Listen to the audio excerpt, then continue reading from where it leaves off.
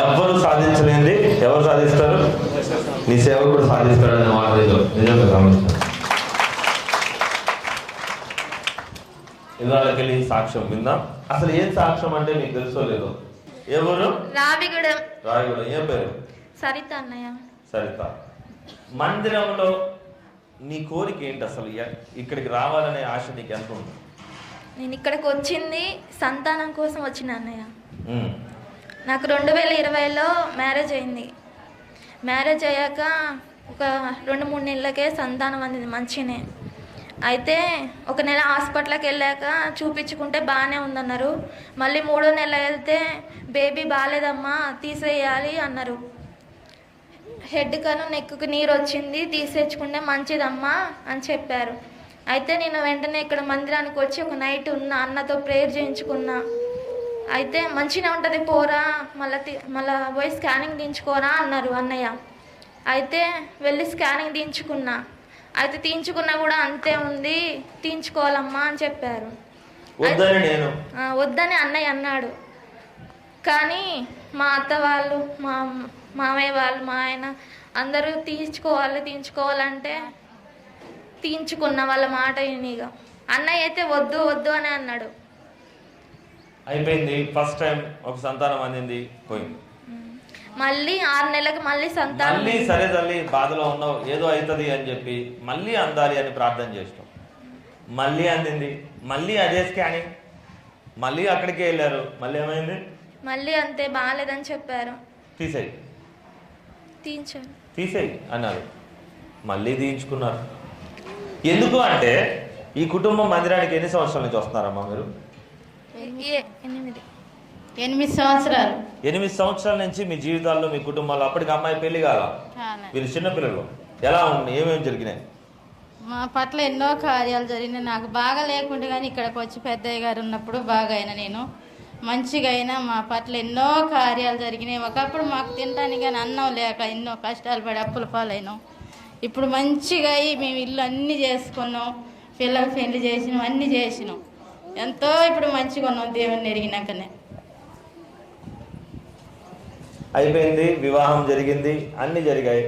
దేవుడు వీళ్ళు వ్యవసాయంలో దీవించాడు, పనిలో దీవించాడు, అన్ని విషయాల్లో దీవిస్తున్నాడు.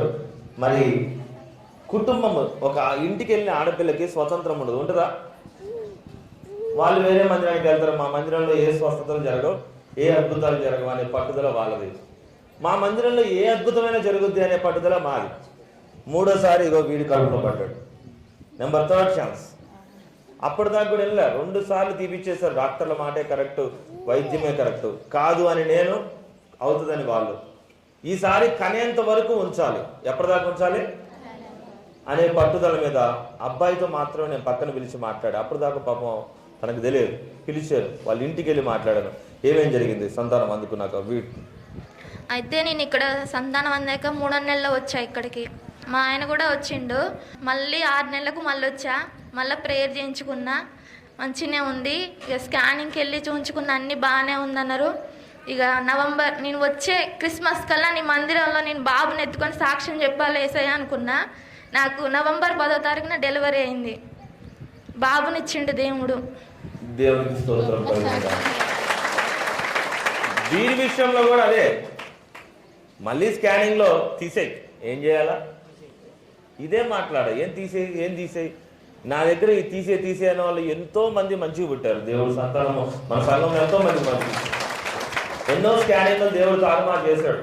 ఒక కంప్యూటర్ మిషన్ కన్నా దేవుడు ప్రార్థన బలమైందని నేను నమ్ముతాను. దేవుడు కార్యం చేశాడు. నాకు తప్పని చెప్పి దేవుడు తీసుకొస్తాను. నా పట్టుదల దేవుడు మారుస్తాడని. చివరికి 2 సార్లు గర్భసంచిలో తీసేశాడు. తమ్ముడు కూడా డాక్టర్కి సంబంధించిన ల్యాబ్లో పనిచేస్తాడు, వాళ్ళ హస్బెండ్. వైద్యమే గొప్పది కదా అని చెప్పేసి తను ఆశపడుతుంటే నేను చెప్పాను, వైద్యంను పక్కన పెట్టి ప్రార్థనకి నీ భార్యాభర్త వస్తే అప్పుడు మీకోసం ప్రార్థన చేస్తా. అమ్మ అవునారా? ఒకదాన్ని చేస్తే ఎవరు రావాలా? ఇద్దరు వస్తే మీకోసం పట్టుదలగా నేను ప్రార్థన చేస్తా, ఖచ్చితంగా చేస్తా. ఆ రోజు రానే వచ్చింది. 3వసారి వచ్చిండ్రు. నువ్వు తింటావరా?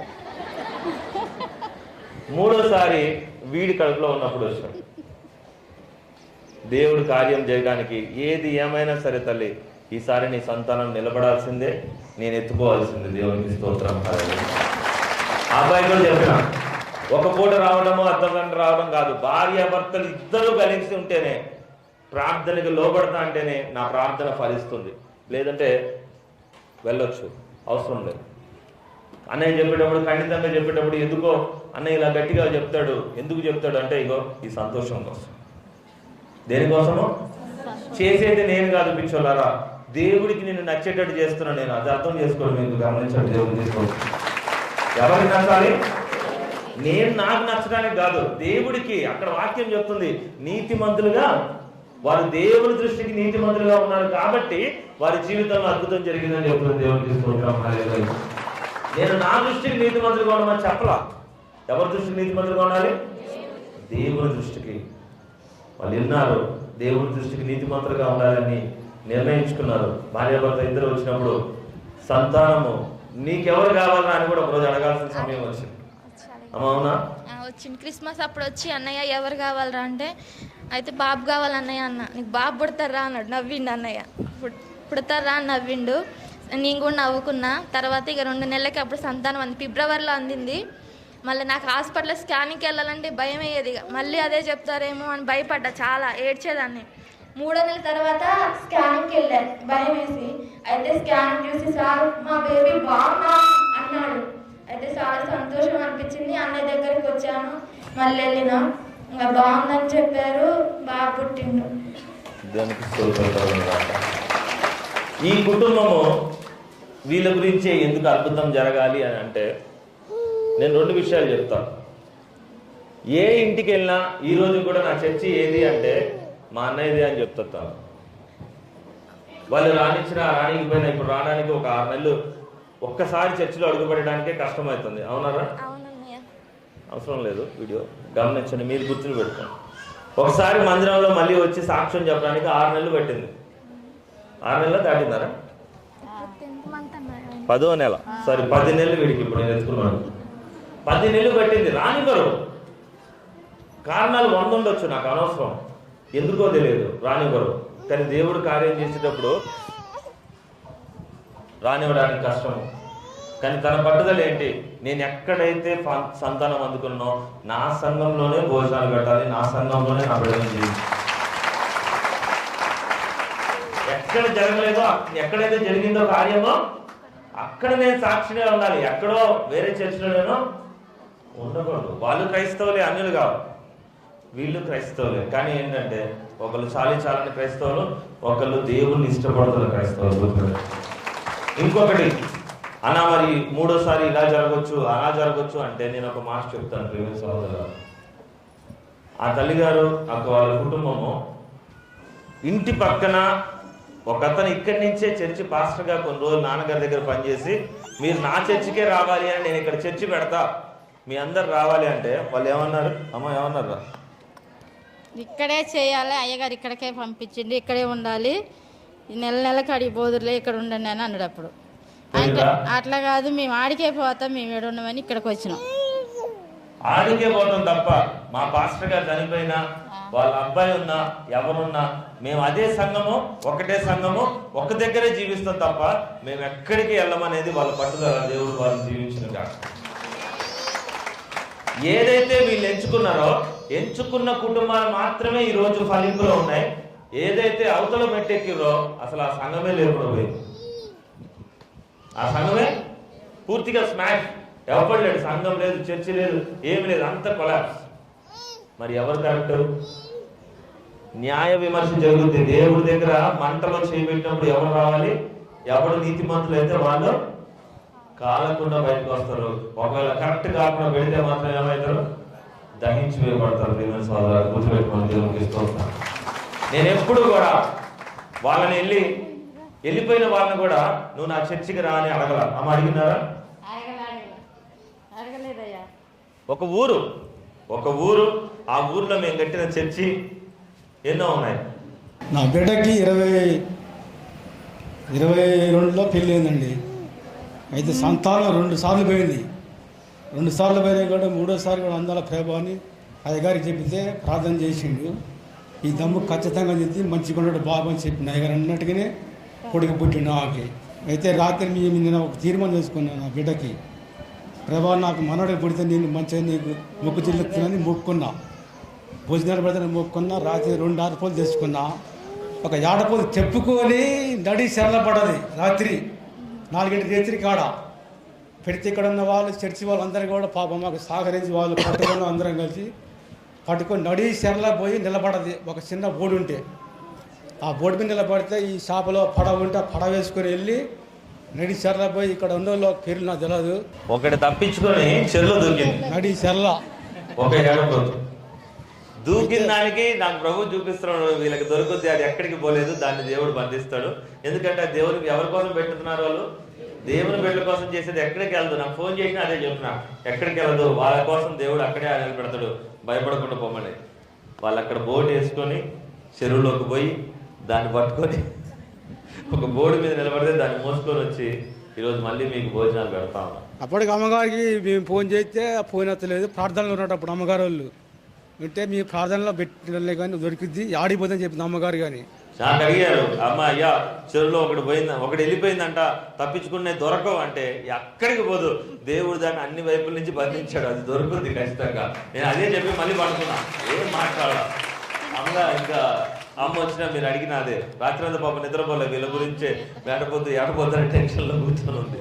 నేను చెప్తానే ఉన్నా, కంపల్సరీ జరుగుతుంది, దేవుడు ఆ కార్యం చేస్తాడు.